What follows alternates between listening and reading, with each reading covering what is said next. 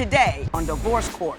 I have been in an almost 11-year relationship with Jimmy. And we've been through so many ups and downs. He and I have been married. We have divorced, and now we're thinking about getting remarried. I don't feel like there's anyone else that I can picture myself spending the rest of my life with. And I'm not sure if I want to do that again. I'm here today to try to regain the trust from my wife, Alexandra. The reason why we got divorced is because of a 5-year affair that he had. My wife don't trust me anymore. She always think I'm up to something.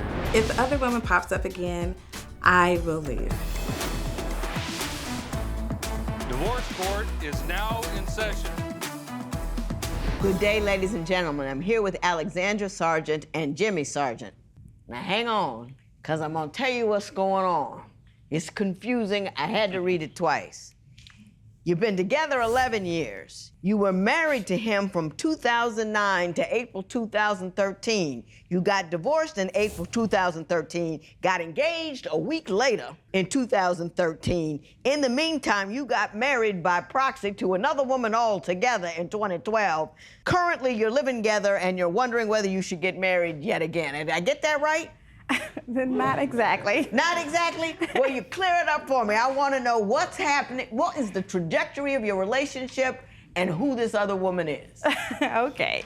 Well, I have been with Jimmy going on 11 years. Mm-hmm. We did get married. We got married by proxy. Mm-hmm. And then we did get divorced in 2013. Mm-hmm. And because of a long, drawn-out affair that he had and with this other woman. And she says it with such a smile. Who is this woman that he had a long, drawn-out affair with, and how long was the affair? I think the affair is still going on to some extent, and that is just because, you know, periodically things come up, and she just will not go away. Mr. Sargent, do you care to enlighten me about this other woman? Are you still seeing her? No, ma'am, I'm no longer seeing this lady. Me and how Alex. long were you seeing her? Alex think I was seeing her all the time, but it was an off and on type of thing. I know I was wrong for doing it or whatever, whatnot, but I was kind of caught up in the moment, thought I could have my cake and eat it too, keep my wife, kind of keep her. Keep the girl on the side. Yeah, kind of one of those things. Did not realize how much it would, you know, hurt our relationship. She didn't mind being the side piece? Not at all. Not at all. Until she made herself known. How did she make herself known? She started messaging my family and myself on social media. I had a job and her mother came to my place of employment and made it known that her daughter was having an affair with my husband. I ended up actually losing my job behind that. So that's how she made herself known. Now, you were seeing both women while you were incarcerated. Is that true? Not all the way, Your Honor. Not all the way. Well, how long were you in prison? I was 2.5 years. 2.5 years. Yes, ma'am. But both of them were putting money on your books? No, ma'am. Here and there. Here and there, Your Honor. Here and there, but not like. She was. She was constant with it. Yes, ma'am. But the other girl would like pop up from time to time. I guess maybe from the outside she would be inboxing her, making her feel like she was still having some type of communications with me. But you weren't talking to her. But I wasn't talking to her. But she ended up posting a picture on social media of them together while he was incarcerated. How'd that happen? And he was smiling big, goals, just grinning. He just got his arms around her and everything. So even though she might have popped up to visit without him knowing, he felt comfortable enough to take a picture with her.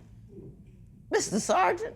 Well, I'm not gonna lie about that, Your Honor. When I had first got incarcerated, I felt like, you know, I needed all the help that I could get. To be honest with you, not doing anything, you know, to hurt my wife or try to be, you know, slick or whatever about nothing. Well, kind of, sort of. Because I didn't want her to find out at all. I was just trying to get all the help that I could get being selfish. But you were seeing that woman before you went to prison. Right. It wasn't about just getting help. I mean, you had two women and you didn't want to give one up. Pretty much. No, when I did try to give the other one up, you know, then this and all this chaos came about. Obsession with you, yes, all of that. I understand that both of you ended up showing up when he got released. Yeah. Tell me about that. Yeah, we did. So we're sitting in a parking lot The van comes out to release the people, you know, to their friends and family. And if their friends and family are there, they get out the van, get in the car with them, you know, hug, kiss, whatever, go on about their business. If not, then they go to the bus station. So we're sitting there waiting, no Jimmy. Everybody else gets off the van, there's no Jimmy. I go and ask the guard, did Jimmy Sargent get released? Yes, ma'am, he did. Okay, well, where is he? They said, he's on the van. He's not on the van, he didn't get off. They was like, yes, he's on the van. I go over to the van. I'm peeking in the windows looking, because it's kind of tinted, because you can't really see him. Yeah. I'm peeking in the windows, and I'm like, he's not on this van. He is not here. Y'all did not bring him out. They was like, ma'am, he's under the seat. He hid underneath the seat on the van and refused to get off. Because you and the other woman were both there. Did you know the other woman at the time? At that point in time, yes, because she's been in and out of our relationship for the past 5 years. Did you guys beef at all as you were waiting for him to get off the... No, we didn't. We didn't at all. My plan, honestly, when I found her there, was to stay there long enough for him to know that I knew that this was still going on. Well, who did you leave with? A relative. Well, Yana, when you get released from the jail, they release you to your family. Right. And she's right, both of them was there. And the other woman, I did not tell her to come, and she just got it in her head that I told her to come pick me up type of stuff, but you can look and see when you get released. So on the ride down to the downtown to get dropped off, I called my sister, and my sister came, and just to keep all the confusion down, because I was going to be on parole for a little while, I didn't want no problem at all. No trouble. I left with my sister. Oh. And had my wife to come pick me up from my sister's house. I want to know what he's telling you on the daily, or what it is you're taking that keeps you so relaxed that you can grin and smile throughout this odyssey about him in prison and with another woman. I just know, I'm just gonna leave that with you for a while. Did you ever get angry? Yana, I went from everything to replacing windows, tires, clothes. I mean, you name it, she's done it. Now, I know myself. I know I do have a temper. And so, where is it?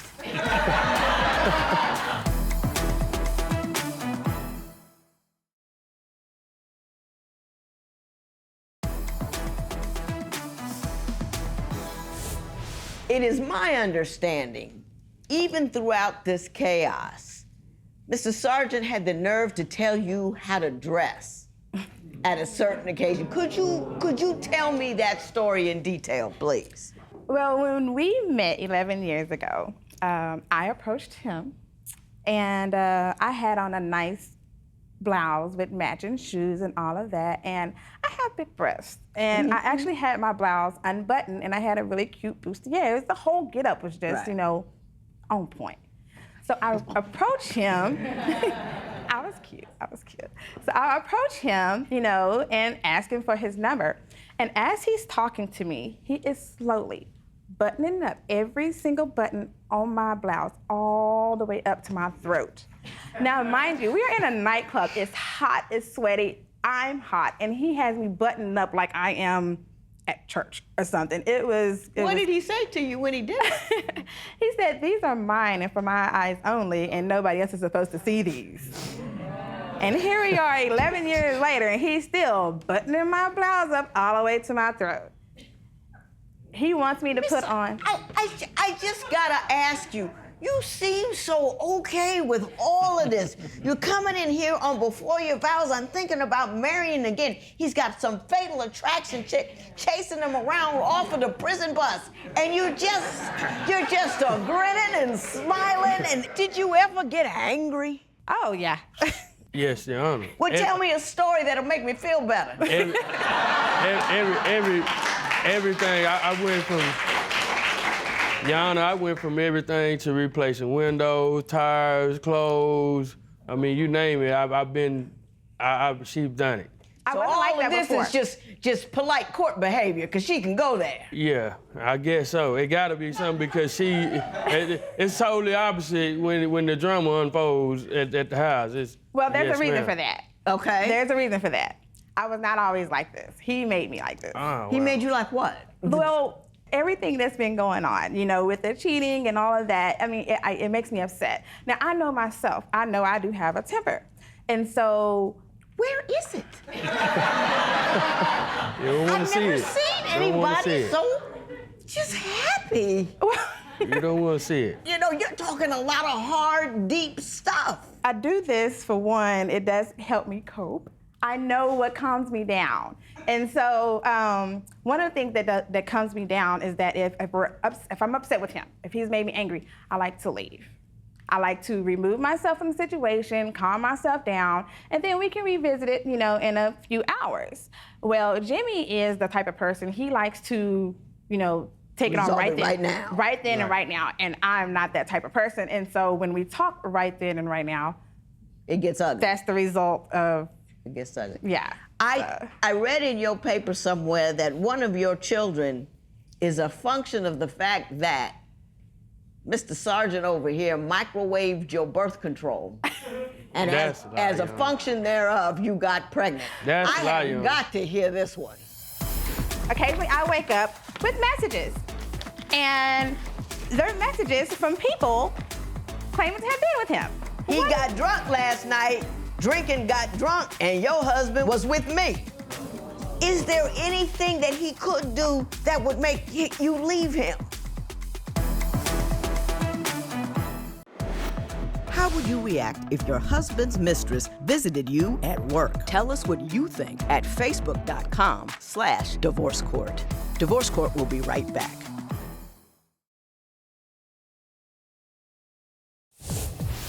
If you would like your case to be heard on Divorce Court, call us toll-free at 1-877-311-2222 or log on to our website at divorcecourt.com. Follow us on Facebook, Twitter, and Instagram at Divorce Court. So, Mr. Sargent, would you care to explain to me the story about getting pregnant because Mr. Sargent had microwaved your birth control? Well, because they have different kinds of birth control. And Right. the one that I was on at this time is this little ring thing, and you're supposed to keep it in the refrigerator.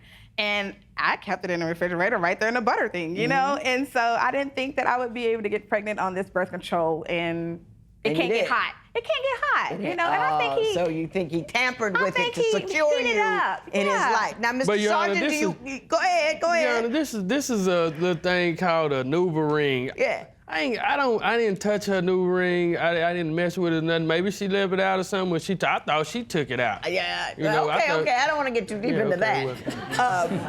You've hurt her a lot over a long period of time. What are you doing that allows you to keep her? What keeps her in your orbit?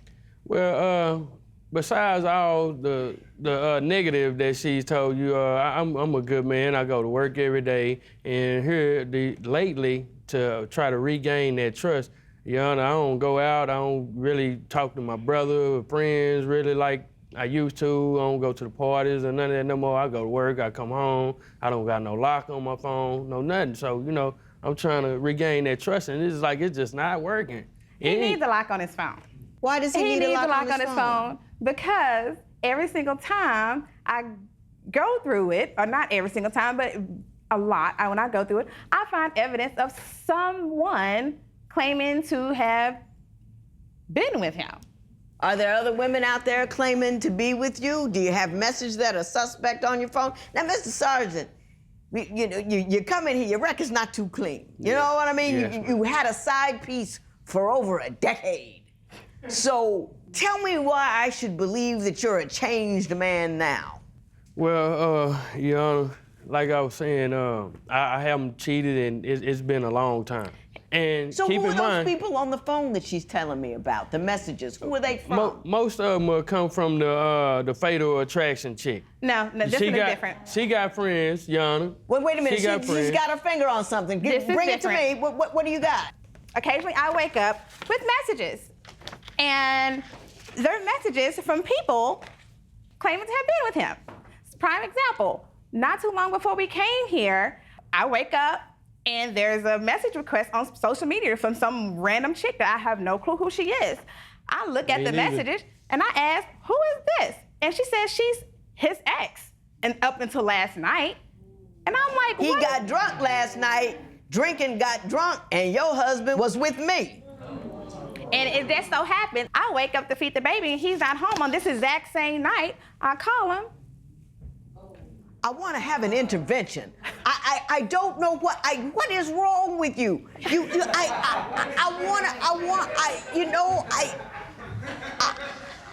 I want to know, is there anything that he could do that would make you leave him? Anything. You just seem perfectly content with this. I'm not. I'm really not content, but he has so much potential to do. He's grown. We've been together through like our 20s, you know, and we were young, and he's. I gotta say what I gotta say. How could a former cheating partner regain your trust? Share your opinion on Twitter and Instagram at Divorce Court. Divorce Court will be right back.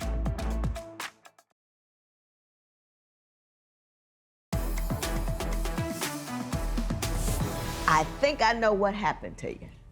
You got with him early. You fell in love. You had kids, and you don't want to start over. You're stuck. You're with him. You've rode this long.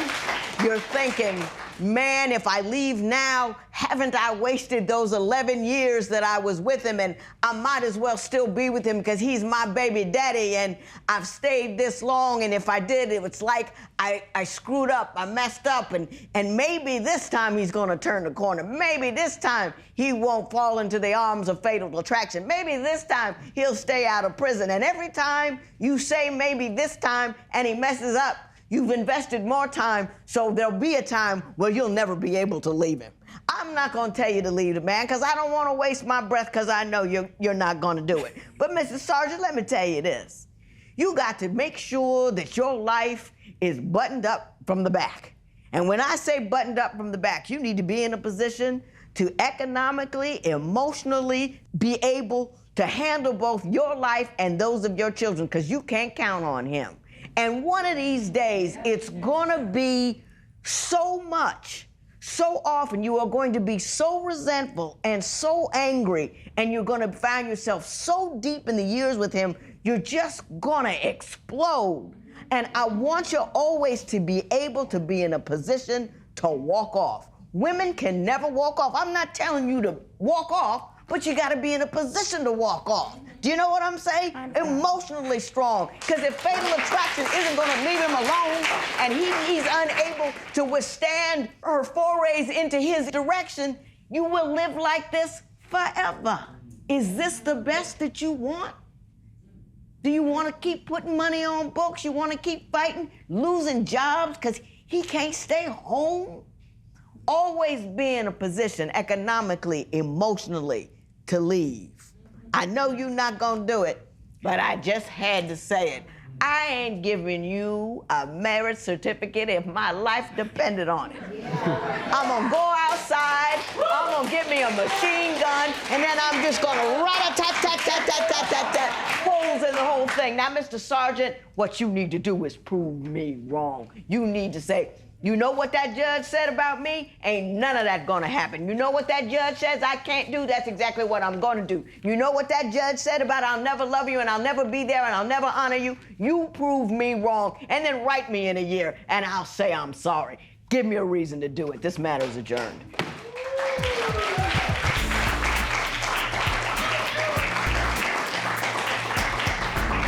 The judge told me to prove her wrong. And that's exactly what I do. I continue working hard to try to regain my wife's trust, and I continue being a good man. That's all I can do on a day-to-day. He has shown me in the past that he can be a good man. He can be a good husband. He can be a good father. He works hard, and he's determined to make this work. And I want to be there to see his success and his progress.